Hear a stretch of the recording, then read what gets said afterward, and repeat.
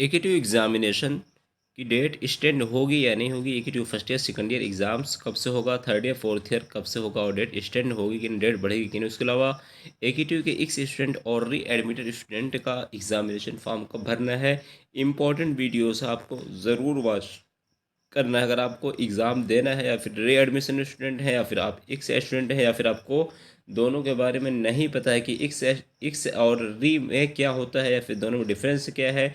X student और री admitted student को लेकर इंपॉर्टेंट अपडेट है और एग्जामिनेशन डेट को लेकर भी बताऊंगा कि बढ़ेगी कि नहीं। चलिए करते हैं स्टार्ट, क्या है पूरी अपडेट। तो गाइस पहले हम बात कर लेते हैं डेट एक्सटेंड होगी कि नहीं। तो यहाँ पे देखिए एकेटीवी ने नोटिस निकाला था, आपको पता होगा एग्जामिनेशन फॉर्म की जो डेट थी उसको बढ़ा दिया था, लेकिन उसमें क्या मेंशन है कि आप जो एग्जाम्स होगा 4 जनवरी 2022 यानी जो शेड्यूल एकेटीवी ने जारी किया था टेंटेटिव शेड्यूल, उसमें क्या मेंशन है कि उसमें आपका जो एग्ज़ाम्स है वो 4 जनवरी से स्टार्ट है।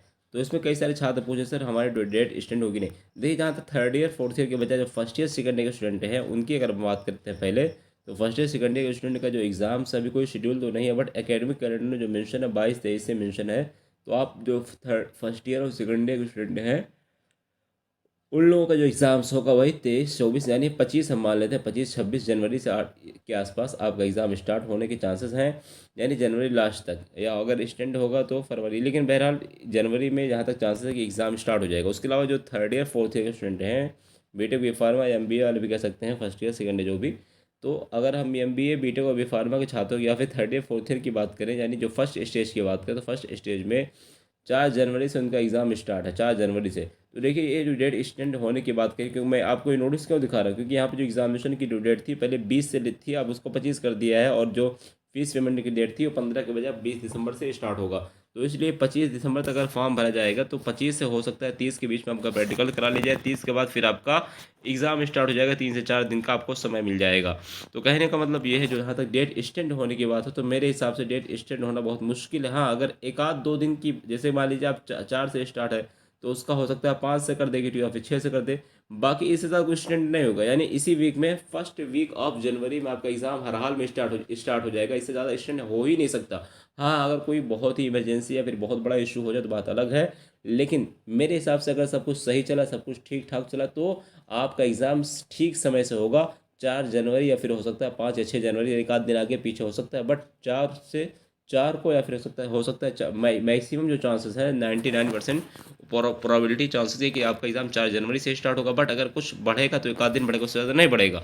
और जहाँ तक शेड्यूल की बात है कि सर शेड्यूल आएगा कि नहीं, क्योंकि ये डेट चेंज होगी, तो ये जो शेड्यूल है ये 100% चेंज होगा, क्योंकि हाँ अभी जो फाइनल शेड्यूल आएगा अब वो आपके हिसाब से बिल्कुल सेम टू सेम रहे तो बात अलग है, क्योंकि एक ही ट्यू ने क्या बोला है कि अगर आपका एग्ज़ाम टाइम जो है एक ही टाइम में सेम टाइम में दो पेपर है तो उसको एक ही ट्यू चेंज करेगा।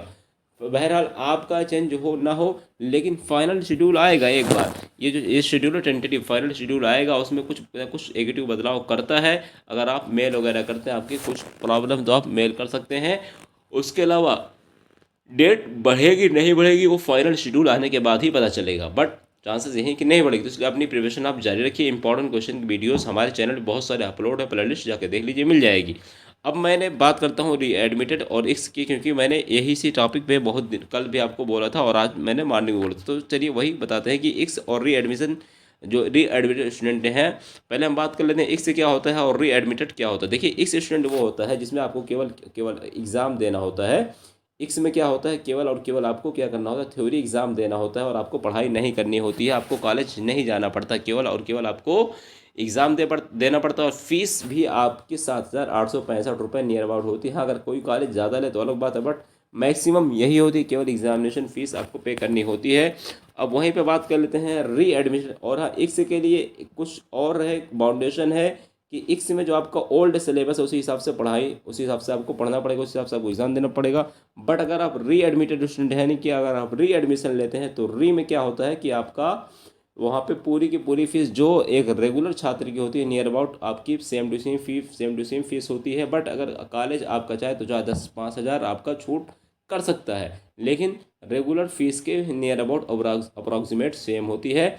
और वहीं पे अगर हम री की बात करें तो री एडमिशन में आपको कॉलेज रेगुलर जाना पड़ता है, और रेगुलर के साथ बच्चों के साथ आपको पढ़ाई भी करनी पड़ती है, सारे एग्जाम्स कवर करना पड़ते हैं, सारी फीस देनी पड़ती है, प्रैक्टिकल देने, सब कुछ आपको बिल्कुल न्यू बेसिस पे देने पड़ते हैं। लेकिन इक्स में केवल और केवल आपको थ्योरी पेपर ही देने होते हैं और आपको केवल एग्जामिनेशन फीस देनी होती है। ये बड़ा डिफरेंस होता है। और री एडमिशन में आप अपना सिलेबस न्यू सिलेबस के हिसाब से पढ़ाई करनी होती है आपको। जो न्यू सिलेबस होता है, जैसे कि बी सीरीज से इस बार जो स्टार्ट होगा उस हिसाब से पढ़ाई करनी पड़ेगी, और एक्स वालों को के सीरीज़ के हिसाब से पढ़ाई करनी पड़ेगी। ठीक है, तो आप लोग उसका डिटेल में देखना है तो नोटिस देख लीजिएगा, मैंने वीडियो बनाया है कुछ दिन पहले। ठीक है, ये हो गया।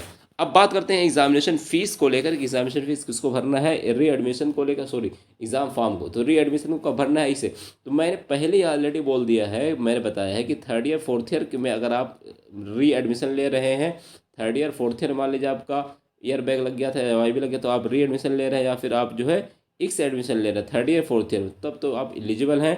लेकिन तब तो आप फॉर्म अभी भर सकते हैं। बट अगर आप वहीं पे थर्ड ईयर फोर्थ ईयर के बजाय अगर आपका फर्स्ट ईयर सेकंड ईयर है, क्या आपका फर्स्ट ईयर सेकंड ईयर है, तब आप जो है एक्स से हो या री हो, अभी आप फॉर्म नहीं भर पाएंगे, क्योंकि फर्स्ट ईयर सेकंड ईयर का फॉर्म ओपन नहीं है। बट एक बार आपने कॉलेज में ज़रूर कन्फर्म कर लीजिएगा, मेरे हिसाब से ऐसा ही होता है।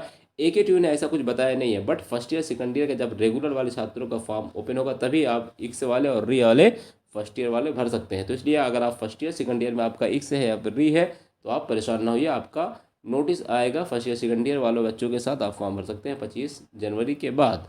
और जहाँ तक बात है थर्ड ईयर फोर्थ ईयर में अगर आपका री एक्स है री है तो आप 25 दिसंबर तक फॉर्म भर सकते हैं। फॉर्म ओपन है पोर्टल, और फीस पेमेंट अभी नहीं कर पाएंगे क्योंकि फीस पेमेंट की जो डेट है वो 20 दिसंबर से 25 दिसंबर के बीच में पोर्टल ओपन होगा। 20 दिसंबर के बाद ही आप कर पाएंगे। तो ठीक है, आई होप समझ गए होगे। कोई और डाउट हो तो कुछ छात्रों को मैंने डाउट मैं पिक कर लेता हूँ कमेंट, क्योंकि मैंने वादा किया था। तो वीडियो लंबी हो जाएगी इसलिए मैं अगर आपको कल बता दूंगा या फिर बाद में बता दूंगा, क्योंकि मेरे हिसाब से सारे जो क्वेश्चन मैंने कवर कर दिए। बाकी एक स्टूडेंट ने पूछना है नॉन काउंसलिंग स्टेटस का, तो देखिए नॉन काउंसलिंग को लेकर इसमें मैं एक डिटेल वीडियो बनाऊंगा, बट इसमें यही मान के चलिए जो स्टूडेंट काउंसलिंग के बगैर आए हैं, अगर अभी तक मिलती थी तो शायद मिल जाए, बट चांसेस नहीं, क्योंकि रूल यही है कि नॉन काउंसलिंग वालों को स्कॉलरशिप नहीं मिलेगी। बट जिनको पहले से मिलती थी उनके लिए 50% प्रॉबिलिटी है कि मिल सकती है। और इनकम्प्लीट रिजल्ट को लेकर पूछ रहे हैं तो उनका इसी वीक में अपडेट हो जाएगा। उसके अलावा शिवम पूछ रहे हैं एग्जाम फॉर्म भर दिया है बट कैरियर का फॉर्म फिल कर दिया है, अब चेंजेस करना हो तो देखिए भाई, मेरे हिसाब से अगर आप फॉर्म डिलीट करके दोबारा भरते हैं शायद भर सकें, लेकिन जहाँ तक फाइनल सबमिट करने के बाद शायद आप ना भर पाएँ। आप जो है एक बार ट्राई कर लीजिए, ERP पे अगर एडिट हो रहा है तो कर दीजिए, लेकिन मेरे हिसाब से फाइनल सबमिट करने के बाद नहीं भर सकते। हाँ, अगर आप सब्जेक्ट ऐड किए हैं तो उस टाइम आप सब्जेक्ट डिलीट करके फिर से भर सकते हैं। तो इस बार एक बार ट्राई कर लीजिए। बाकी मैं फाइनल नहीं कह पाऊँगा कंफर्म, अगर आपका एडिट हो रहा तो कर दीजिए, अदरवाइज़ नहीं कर पाएंगे। अंश पूछ रहे हैं सर एक्स वालों को कब भरा जाएगा, तो मैं ऑलरेडी बता चुका हूँ कि फर्स्ट ईयर सेकंड ईयर वालों को 25 के बाद भरा जाएगा। थर्ड ईयर फोर्थ ईयर का ओपन है, डाल दीजिए। वीडियो अच्छी लगी हो लाइक कमेंट सब्सक्राइब जरूर। कोई डाउट कमेंट करिए, मिलते हैं next video. Thanks for good night.